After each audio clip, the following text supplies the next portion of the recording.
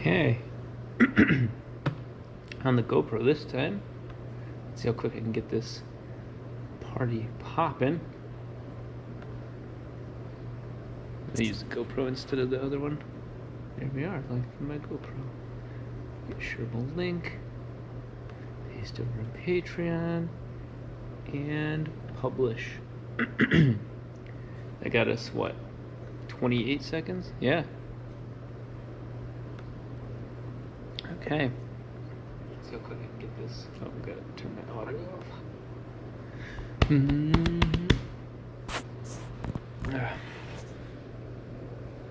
my hair looks like shit.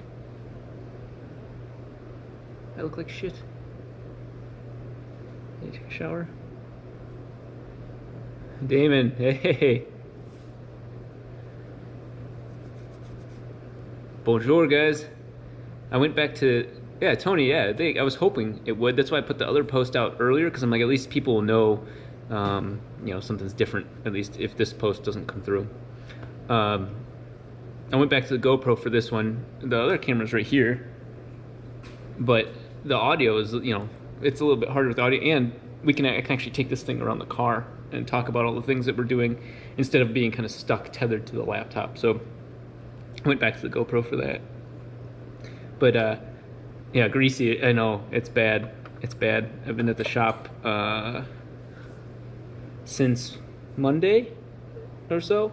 And with COVID, I can't go to the gym to take a shower. It really sucks. So to be honest, I've just been, focused, obsessed, watching Good Girls. Stop watching Good Girls. That's, Justin, that's true love. How was my sleep? Yeah, I slept till like 5:36, somewhere there. I was kind of like, I always wake up to a billion messages. So I was kind of going through those, and I realized what time it was and what day it was. I was like, oh shit. I've been, this is the 27th. So we've got basically 4 days, 2 weeks and 4 days, 3 days. So it's 17 days, 16 days till the end of this. Marshall, I got to page 27 before I tapped out. Brandon, Abel tuned Todd's car. Yeah, I got some interesting, fun stuff about it because Todd stopped here after Abel's. So we'll talk about that. But yeah, I'm exhausted, but not in a bad way. In a little overwhelmed, to be honest. And the reason why is, like, I don't know if you guys saw on my post last night. I was halfway through finishing the headlights, and then I woke up today to see Hurt message something about the race is gonna be a wild one. That's the first time anybody's actually acknowledged publicly that potentially something's going on. You saw actually two different people tag me on Ken Block's post of the Hoonicorn, very cryptic, saying, hey, getting the Hoonicorn basically ready for something. So, which honestly, no joke, between those two things, my heart has just been pounding because I think a lot of you get it more than I do, because I kind of get so focused on, like, okay, I just need to get the front diff, I need to get this shim for the front, like you get so caught up on specific tasks. I stopped for a second and it's like, I'm going to be driving a car that's never existed, literally, to up to whatever 200 miles an hour. I don't know how fast it'll actually end up going. The point is, within that, with, more importantly, full horsepower, as much as it'll hook. So I'm, it's just, my heart started pounding because I'm like, this thing's got to be able to perform, not just actually putt around and do good. It has to actually compete. So I've signed myself up for something a little bit more than I was expecting, I think. But yeah, let's talk about Todd's car first. Todd is Force Fed Fab or something like that. Todd Buddy, Budde. He's the one that, truthfully, he's the one who created his car, because it's really funny that he was at Abel's Tuning. He's already back, or on his way back to Texas, but he had came up to me at SEMA, not 2019, but 2018, and said he was interested in creating an all-wheel drive four-rotor. And I was like, well, it's going to take more than a year. And he said he wanted to do it in less than a year. And I'm like, it's going to take more than a year. It's just not a... And I was mostly saying it because Abel had been fucking me with my engine for years. He took that personally, assuming that I meant that he couldn't do it. In technicality, he didn't. He still tried. Even with that motivation, he still didn't. But he thought I was attacking him. I didn't know who he was. And so he created that red RX-3 front all-wheel drive car. He's since realized that I wasn't implying him. How could I have judged his skills? But he took it over to Abel's to be tuned. And, you know, of course, I had to know. You guys know I love drama in some senses. And I had to know what was the story. And so they struggled all week. It was supposed to have been done Wednesday. They still hadn't even made a single pass, clean pass, Friday. And so I think Friday night, they had ended up parachute. Ooh, that might be. Maybe not. Oh shit, hang on. I can hear somebody crying outside of the door. So they had made a run, and then he came over here, and he claimed that he made 1,300 horsepower at 13 psi.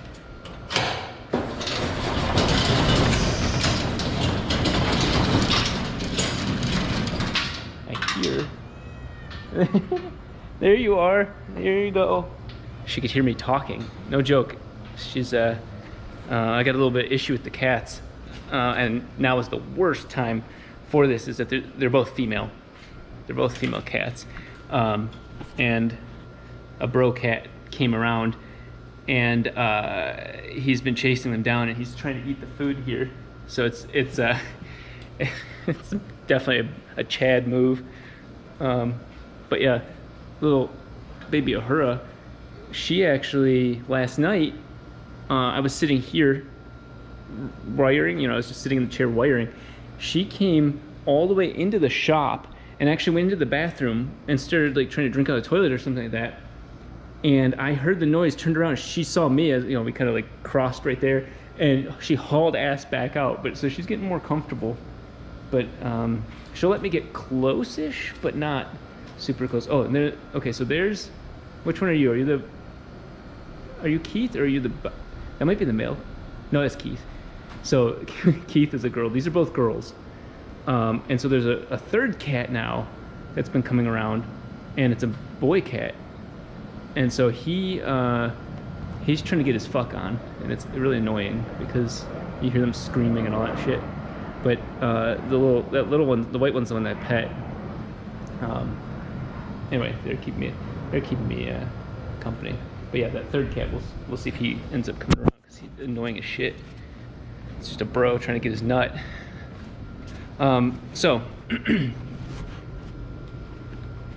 Yeah, I laughed when Todd. I didn't laugh. I was like, oh, okay, because so the post that he made on Facebook and Instagram and stuff like that. That post is what he's claiming is 1,300 horsepower. I don't know suspension. I don't know all that. His setup, everything. It should be. His car should actually run like a C7 Vet. That's his suspension. That didn't look like 1,300 horsepower. It didn't sound like 1,300 horsepower. So I don't take it too seriously. Partially because he likes to try and fuck with me, and Abel is somebody who would lie just to fuck with people, not even like maliciously. He's just a shit talker. He always was. So I don't think that they got even close to that, to be honest. His intercooler setup, and this is technical.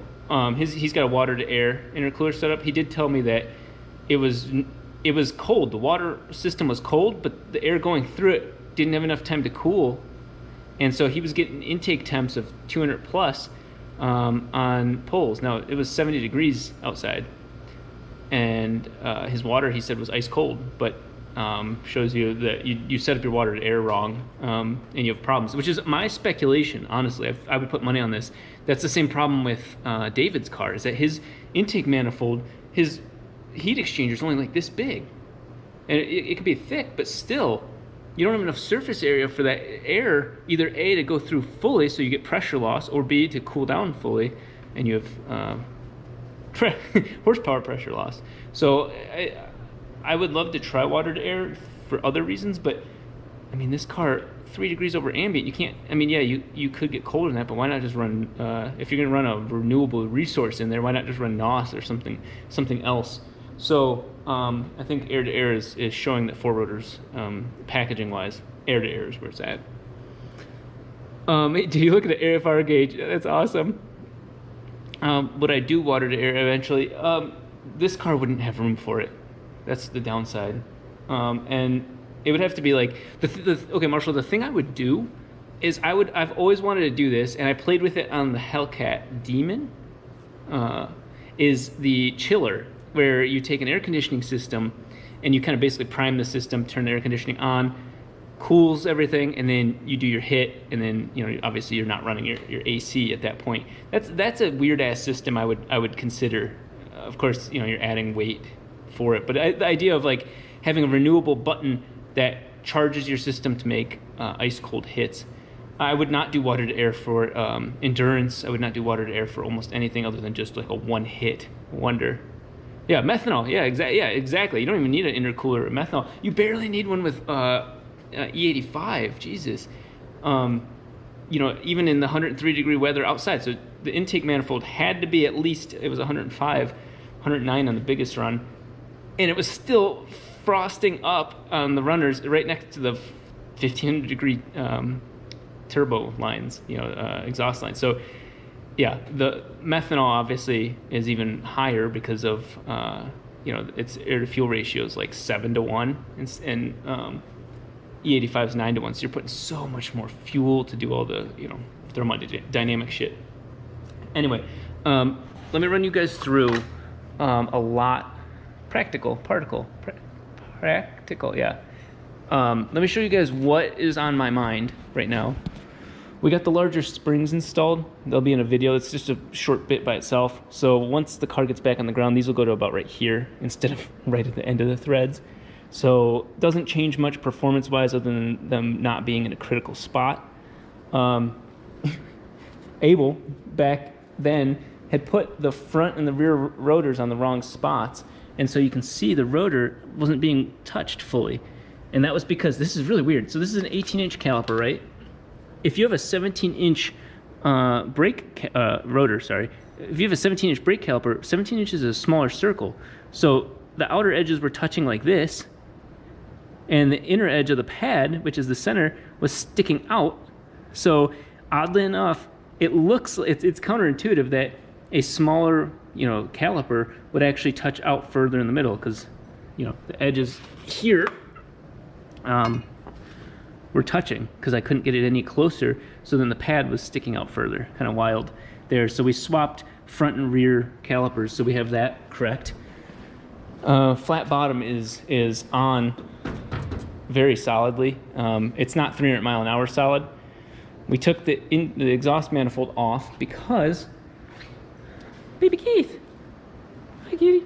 We're gonna go get that ceramic coated. We're gonna get the exhaust, this piece, and that ceramic coated because of the front drive shaft. This will all stay the same. The diff is fucking with me. It's got some backlash. That's the old ring and pinion, but I don't have, these are shims from the C5 one I did, and the only shims are like two really thick shims, and so I literally just bought shim stock. It'll be here tomorrow or so, and I know I'm on the phone with my friends. Stop. she just wants my attention. So I'm gonna, my next door neighbor is a laser cutter, or I'll CNC them out. I thought of a way to CNC my own things out, so we'll deal with that. Bittersweet. This is the caliper for the rear for the hydro brake, and this suffers from the same problem.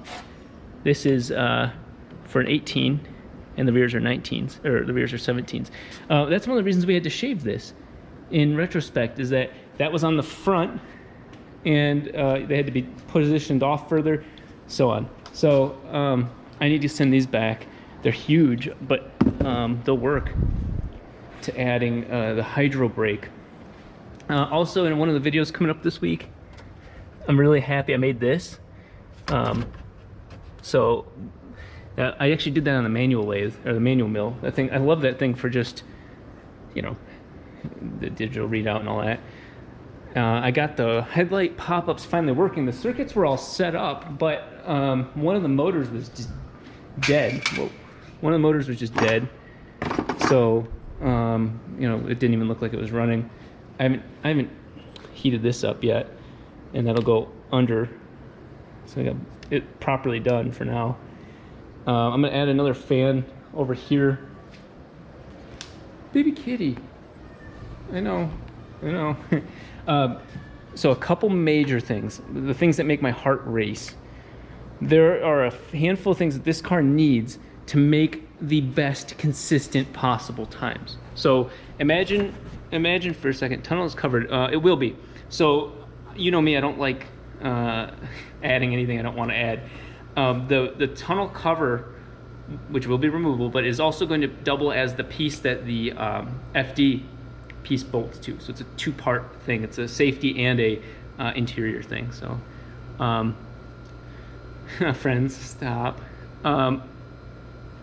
Let's see. So would suck to have the drive shaft delaminate. Exactly, Marshall. That's one of the reasons for the ceramic coating. I talked to the guys that made the carbon, and they said that the discoloring on it right now is okay, but you know, let's be all honest. So let's run through the thing. I watched a couple of their Versus videos, as I mentioned earlier this week, and you're sitting there. They'll do a burnout, but that's not like it's never the official thing on like no prep. So you're sitting there. I'm gonna have to hold the car to a certain RPM. You know, I'm thinking out loud the way this would go to maximize a launch. You hold the car to a certain RPM with two-step, generate the right amount of power, you know, to maximize your launch without roasting the tires too much, or roast them enough to warm them up. And then you drop the clutch. And once the clutch is dropped, if it drops too violently, you snap drive shaft components or shock the whole system. So I'll probably add a flow control valve as we test it out here. You know, I'll order one in with. I had one on my 3-rotor. It's here, but I don't have all the settings for it, all the different holes for it. So you drop the clutch, so the human element's out. It's consistent drop, and the car launches. So you're in first gear. The car's gaining traction.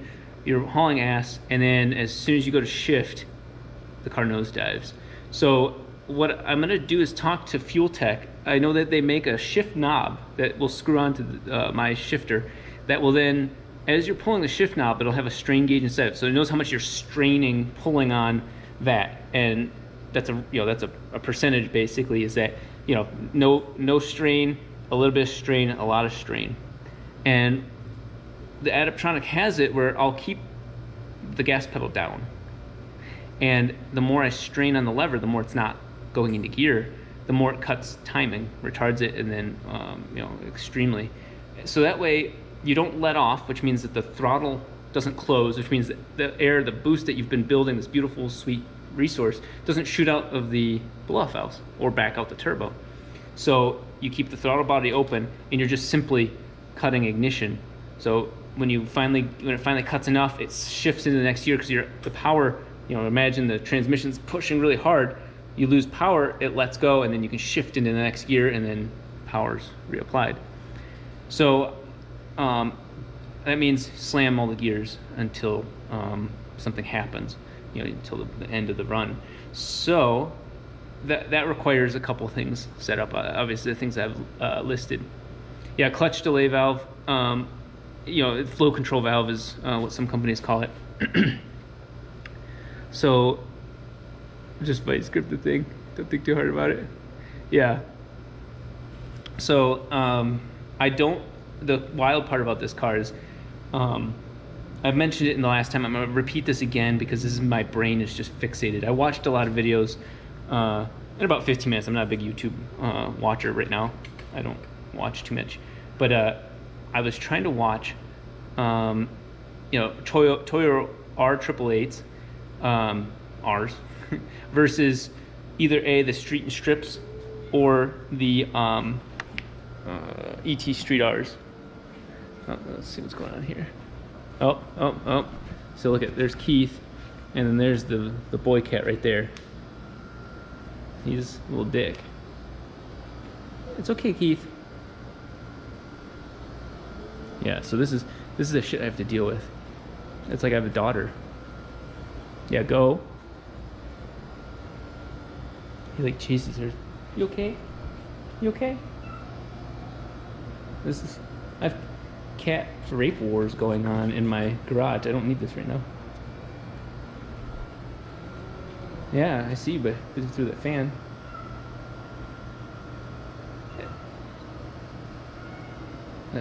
They're gonna end up having tons of babies, and it's gonna be really annoying. But you're okay. You're okay. I know how guys think.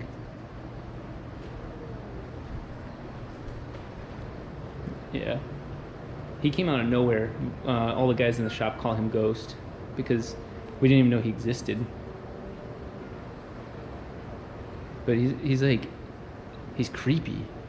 Like, maybe he's more soft and nice when he's not horny as fuck, but he like just lurks. He's like a stalker. Anyway, you're gonna hear weird cat noises in a second. I almost think I might have, you know, not trap and release, but might have to get the girl's spade or something. Ugh. Running ALS on it. Tucker? What's ALS on it? I'm worried about cat rape right now. Oh, I can hear cats getting ready to go at it. Hang on. Yeah, give the cats to patrons. Oh my god, you guys get to witness what this is firsthand. Yeah, get back. I know. You're okay. Nope, you're okay. Yeah, go away. Come on, you're okay.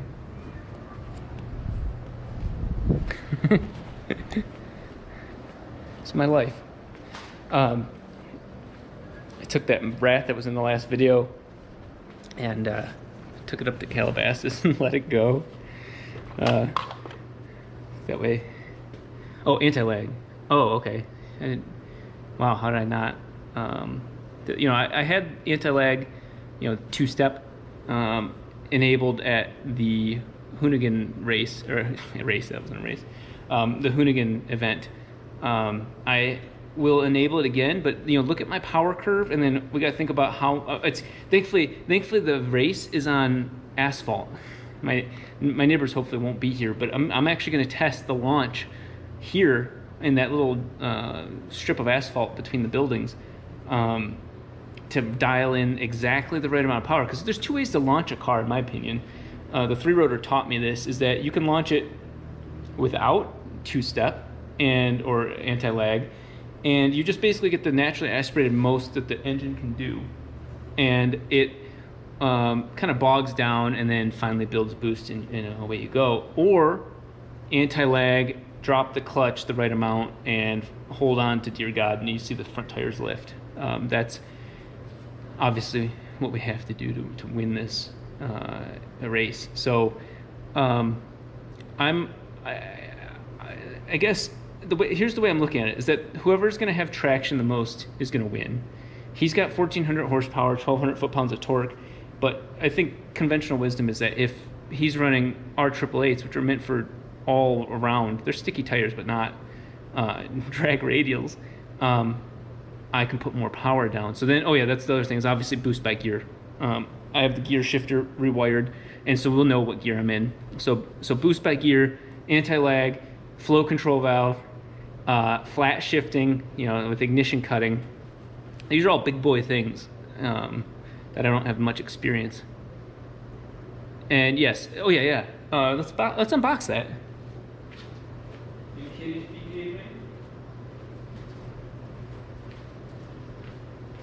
Okay, so this box I didn't unbox because this isn't going to be too diesel driveway.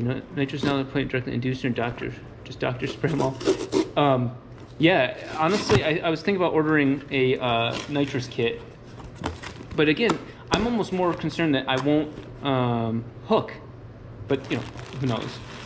Oh yeah, the guys from Full Race asked me what size shirt I am. Nice. I'm out of laundry. This is, I think that's it. So I bought this from Full Race. They gave me their cost on it, which is awesome. So it's like $650 instead of $800. I will take that right now. Can you see the planner? Oh yeah, we can go over that for sure. So Full Race. This is the replacement Ateza controller, basically. And I have the Ateza controller, but that requires a lot more setup, throttle, and so on. Obviously, I'm gonna have to read the manual on this, but you do have an adjustment. Oh, that's a really healthy knob. I'll put that on my knobs. That's perfect. A button. I got space for those. And then I have to wire the Ateza system. Now, there's going to be, front and rear, wheel speed sensors. So that's one of the reasons I was working on the wheel speed sensors. Oh, and accelerometer. You know, side, left, right, back, acceleration. This has to be mounted properly in the car. And so it'll feel the launch, it'll feel all that, and it's going to... This also has... I mean, I'm still going to have all rear, all front, and then this would be basically option 3, which is, you know, choose your own adventure.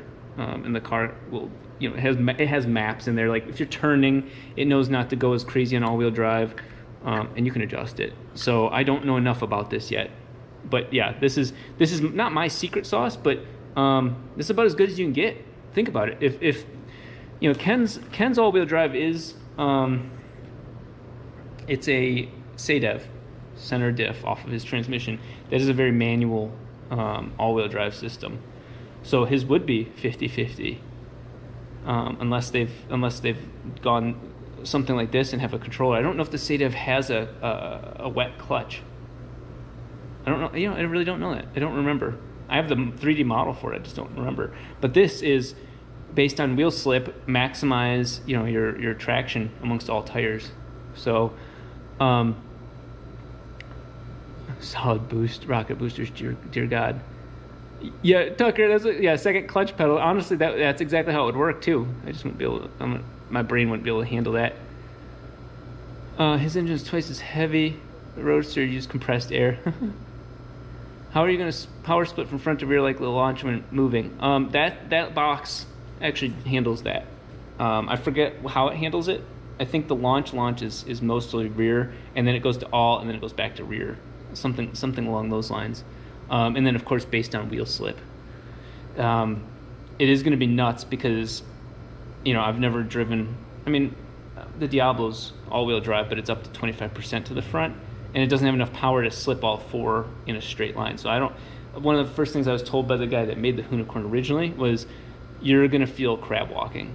And crab walking is where the front tires are pulling, the rear tires are pushing, and so if you're looking at it from the race, you know, it'll potentially walk like this and still be, you know, full traction. Oh my God, my children. How do you not roast the clutches in a Ateza system? Yeah, I can say it's a wet clutch system. Excuse me, sir. Yeah, yeah, you're hidden. Hey, go. Yeah, you're okay. Look at this. That's like most girls when I'm out at the club. Dude. The fuck?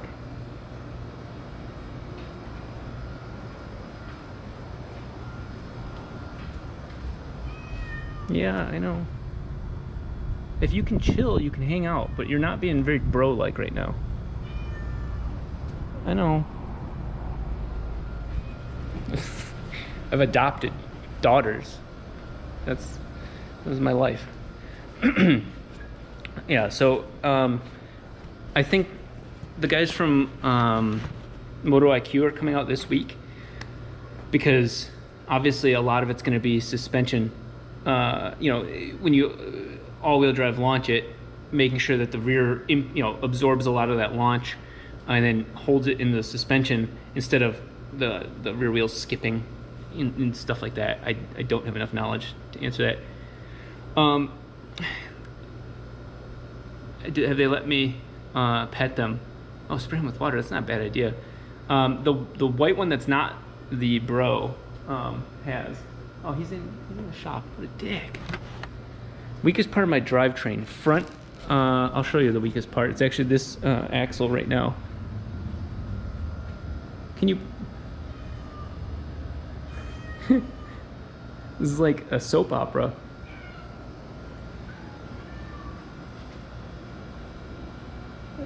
Like, they make so much noise, I have to be like on edge. And it's funny because this one, Ahura, I've never pet her, but the white cat that looks like him, I have. Dear God, this is gonna start sounding like a crazy cat lady's house. That's not my intention. I just wanted to give some cats some food. But yeah, so the cross axle, that one's done right. It's this short one right here. The sleeves, the steel sleeves inside of that carbon fiber, that basically is, I hate to say it this way, that shaft, that carbon fiber shaft, is decorative on that one. It is holding it together, but the steel sleeves on the inside are touching, and the guys that made it cut one side off to make them touch instead of cutting each side off evenly. So I have a feeling that that's going to snap on the inside and spin, and then I lose one tire, which means that gets a little sketchy. I might lose all-wheel drive, front-wheel drive at least. So I really want to get an axle, even just a steel axle made that is that long, just in case. The guys that made this one up in Wisconsin, the guys that made the parts originally, want to remake this, but they're waiting for the guys here to send the parts back. So, okay. So I do believe that's the weakest link. The second weakest link would be the front drive shaft. Let me show you that while we're at it. You can see, I'm sure you can on camera, the yellowing. So that's the reason for the ceramic coating. You know, especially putting the power down. That yellowing was done on the, you know, prior to all the stuff I've been doing that's been out. So I can imagine that boost, extra power would degrade that quicker.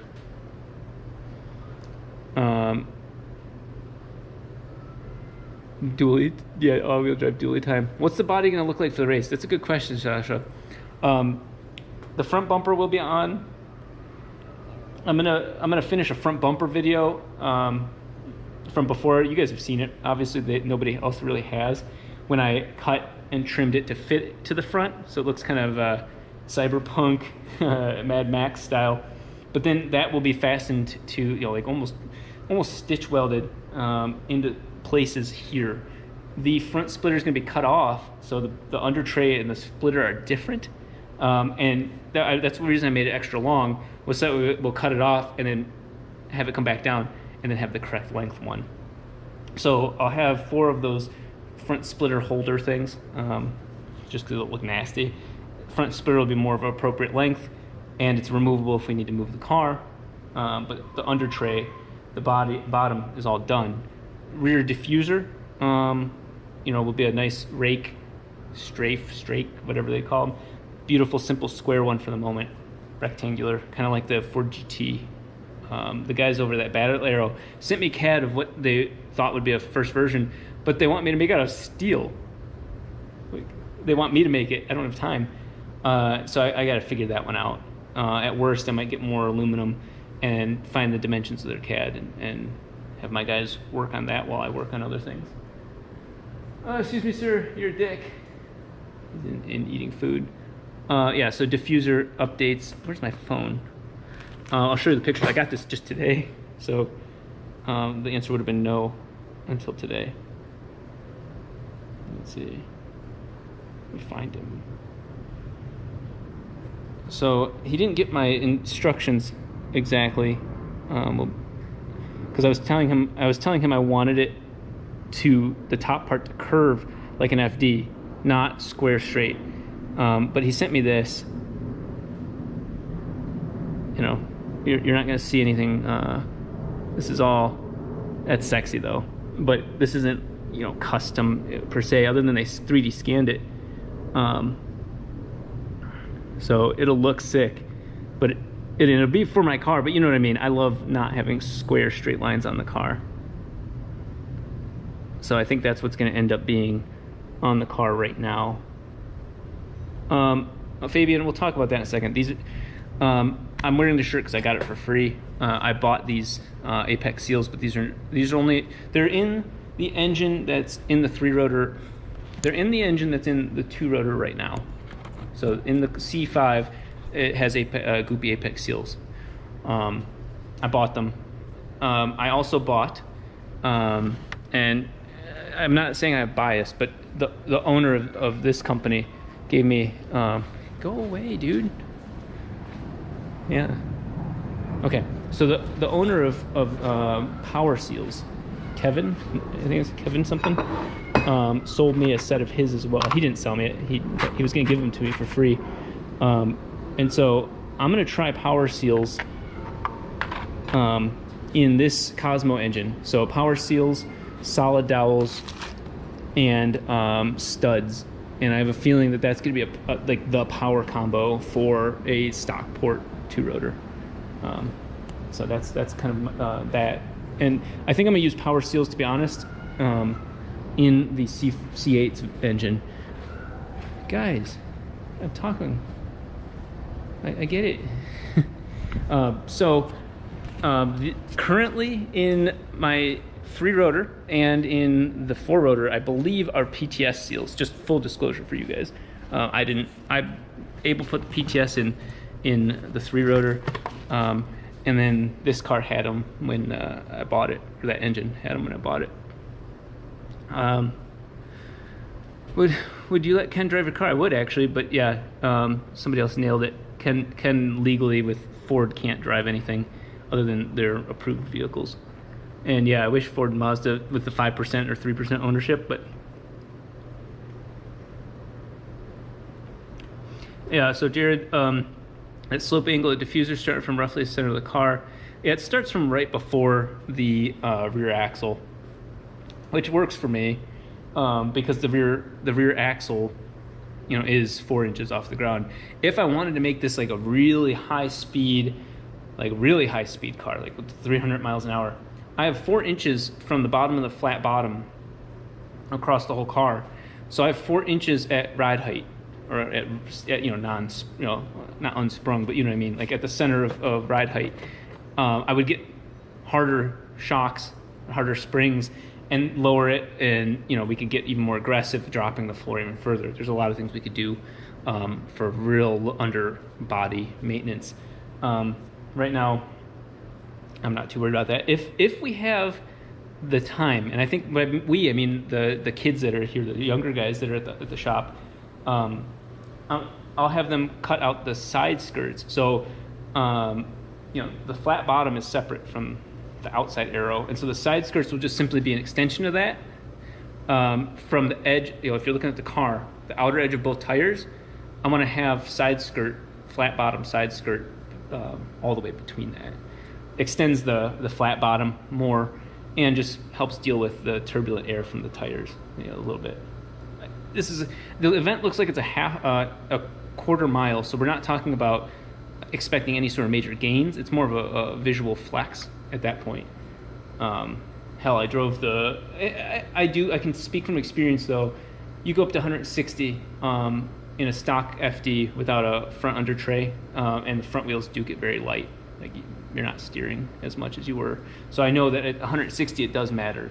But it's more, for me honestly right now, it's more for vehicle stability, not you know, slipstream or anything like that. There's so much goddamn power. It's the arrows not going to affect it in that sense. I just want stability. Oh, Tucker's out. Good luck, Tucker. Also, how'd you choose the 4-inch measurement? Jared, that came from the guy that built the suspension, part of the suspension originally, Ian Stewart from ASD.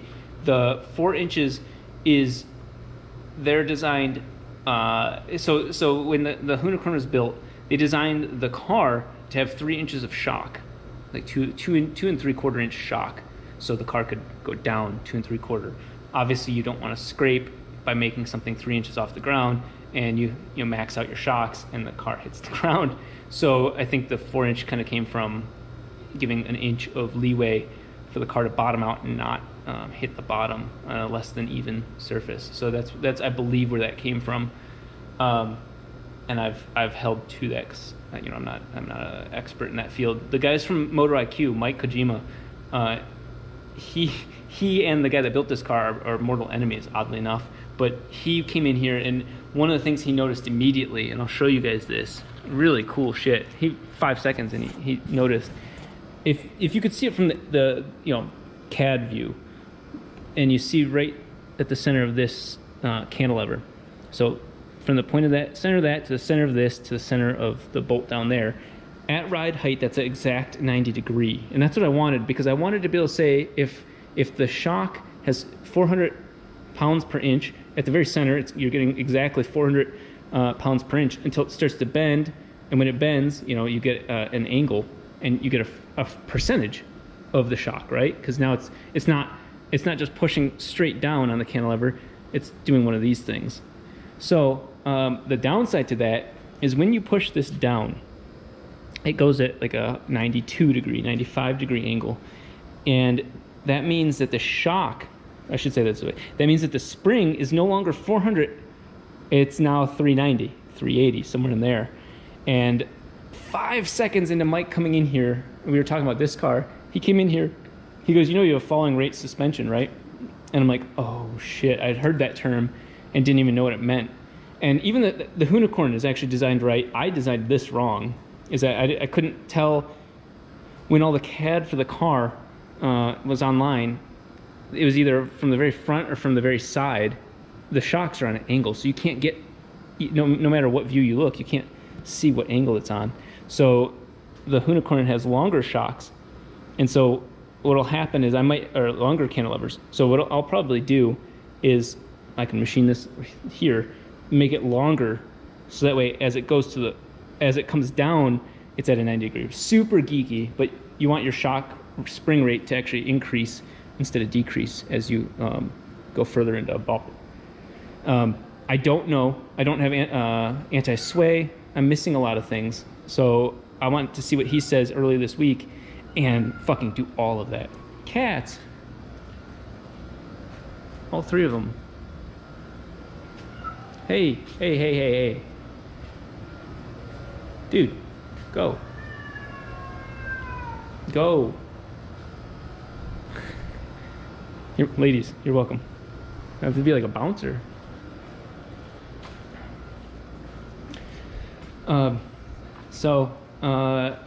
That's kind of everything in a nutshell that we're working on. What would the 4-rotor run at? Okay, so what would the 4-rotor run at a quarter mile? I firmly believe, all dialed in, I mean, 8s are no problem at this point for the car. And honestly, let's be honest, I think I'm a decent driver. I just don't have much experience.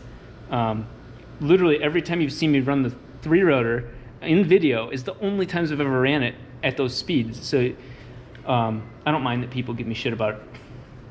I did it. I have no excuses. But I don't have track experience. So with this car, you get the car dialed in, and all the things I was telling you about before with the Ken Block race are going to translate to the half mile perfectly. So half mile, the transmission's geared to 201 right now, and I think that we would be every bit of that. No problem there. The quarter mile, the power suggests a mid 8. With dream, like if you go into calculators, power calculators and quarter mile calculators, of course, it's going to say a 7.9. I don't think it would do a 7.9 because there's so many other factors. But it's still got more power to go. I would love to do like an 8.3 or lower in this car. I do. I want to take it to a quarter mile and set like a lower than 8.5 from personal reasons, just to show people that the car traps at 170, 175, 180 in a quarter mile, so people can shut the fuck up about half mile not being difficult. Realistically, it would run 7s. It'd be nice to see it go against Leroy. Let's see. My cats are not happy with that cat. Yeah, exactly. I'm gonna work on anti-sway bars, anti-roll. I'm gonna work on that. Yes, I just don't know what to do in a pinch. Wheel wells to protect stuff. Yeah, there's gonna be kind of a stitched-in one on the driver or passenger side. Driver's side, I've got oil tank to protect me, but I'll try and add something, but it's really difficult, to be honest. Launching is the big issue. That's exactly right. Patreon William Springs track rental. Yeah. So that's the idea, is that, you know, the big Patreon thing is probably one in Michigan, like originally, and one out here for those that each of those events are closer for. But we can also use it as a test and tune as well, so you guys get to ride along and experience how insane this thing is. The fact that it roasts those previous tires. I mean, it looks like the car's not even going, and it's just roasting. 295. You know, they're street tires, but this car is actually going to be very scary when the tires are warm. The three-rotor was the same way. The first gear, you feel them slipping. You're like, okay, I'm really not going very far, very fast. And then once you feel them stick, I mean, you're just like, oh, dear God. Can the lights wink? The lights will work. I have the circuit ran. I just haven't ran it to both bulbs. So I actually have the PDM mapped out to do headlights, you know, where they open and close. Sadly, no, I don't have it winking. I could, but right now the wiring is just both on, both up, both down. I actually, with one D pin, I could pin it like this, and then they would take turns. So I could do that. Goofy, but I could. But then I want to have headlights and taillights, because I don't know, say that it starts getting dark out. I want to make sure that the car is safe to run. I ordered in last night, I ordered in brake pressure sensor and clutch pressure sensor, because the car needs to know when the clutch is being pressed. Yes, Pikes Peak is ultimately, would you ever consider doing race week or anything? Yeah, I really would. Yeah, Aaron, Michigan definitely is still on. It would definitely be like an M1. That'd be my best. I know the place. I know the guys there. That'd be great. And to kind of go full circle, the front bumper, the fenders, the hood, everything will be on for this race. You know, the fenders are going to be the ones that are cut, the ones that you've seen. But now that they're actually, it's so, like, the videos don't even do it justice. When you have the fender bolted on with 2 bolts, and then you bolt that part on the bottom, the fender's like fucking rock solid. It is so cool feeling, and you know, the whole car is like this tube, this tub that's you know, protected, and you get inside the car and it's just quiet. It's so neat. But yeah, to answer your question, Jared, the body will be tacked on. It'll be bolted on, but it also, the metal underneath it, I'm gonna have a tube that is going to ultimately be the case. That was always going to be the case. It's going to come from here and then connect to here. And so that way the bumper and fender can both be welded to that, because the metal underneath there. So you'll see the line still, but they'll be back to connected. And then I'll just break those tacks when we want to take everything back off. But the car will have a full body. Oh God, there they go. Come on. This cat screaming is so violent. Yeah.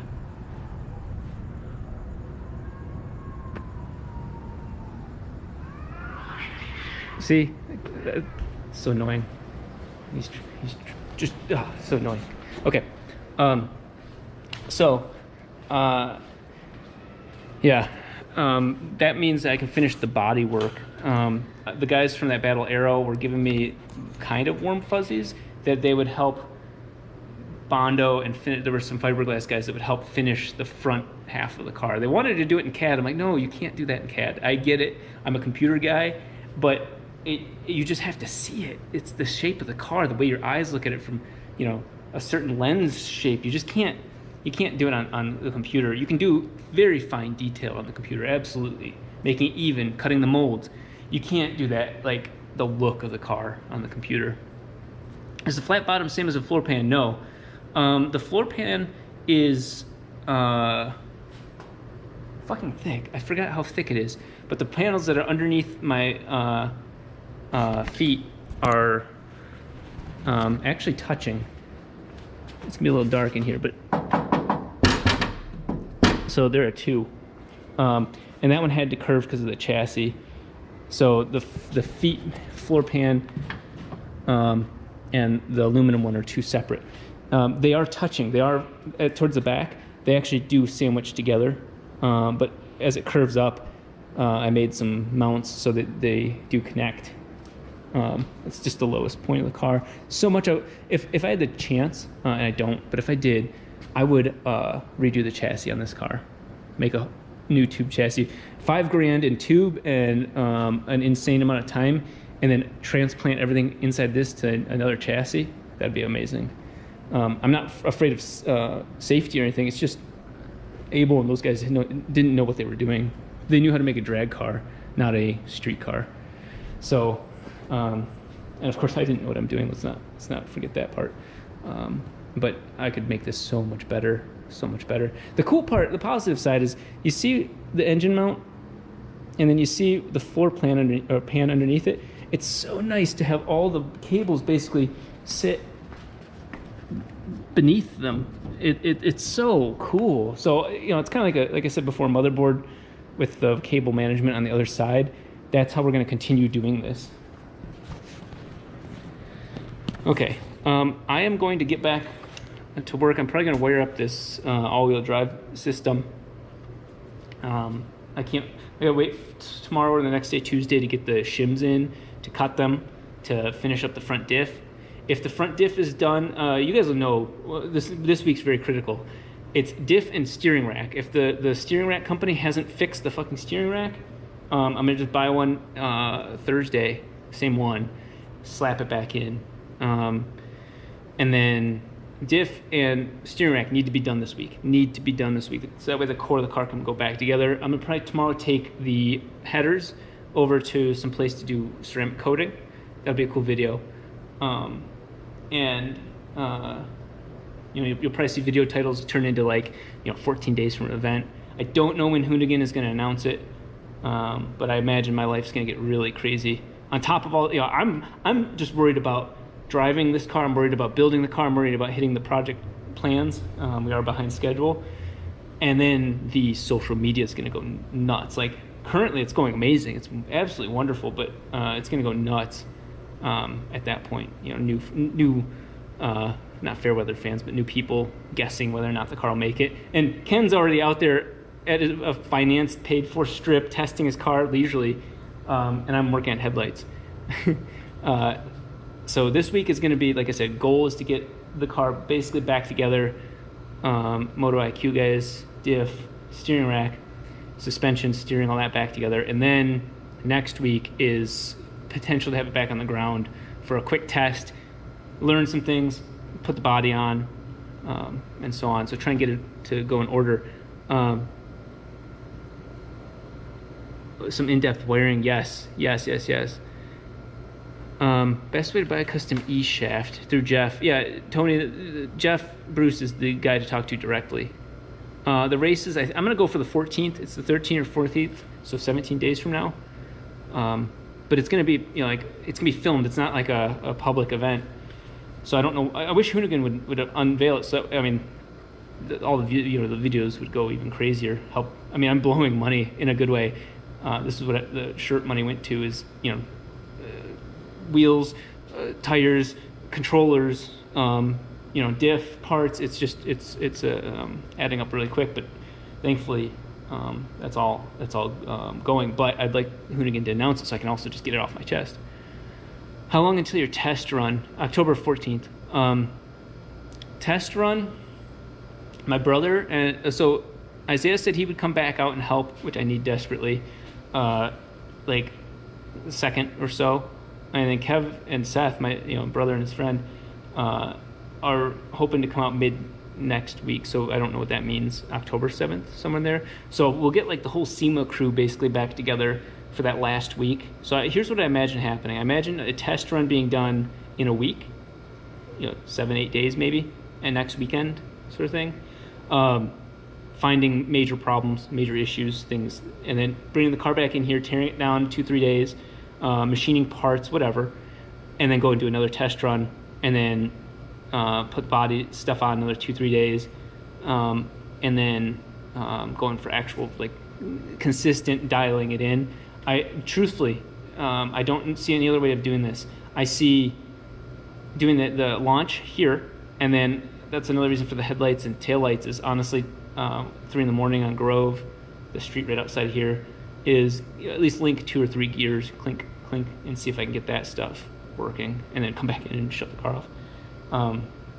So that's kind of my current thought process, because I want to be able to test it and then go fix it quickly, and maybe go test it again real quick.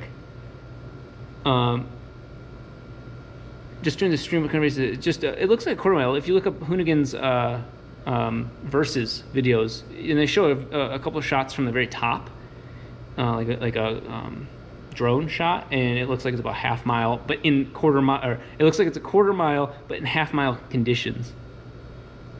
Yeah, thanks, Jeremy.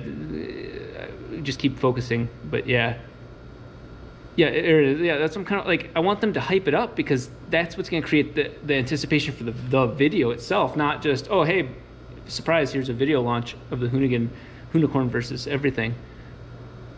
Yeah, I'm gonna definitely be filming all different angles. It does sound like King of the Hill. Yeah.